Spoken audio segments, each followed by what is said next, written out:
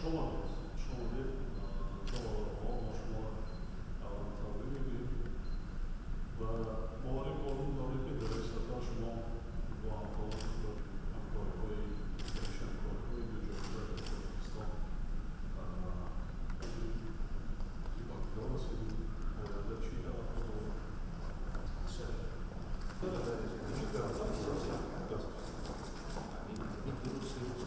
سرزمین تاجیکستان خانه دویم شما وحدت ملی در افغانستان سیدخان تبریک می‌گویم. دوست و برادری ما در تقویت دوستی تاریخی ما سخت باشه نیت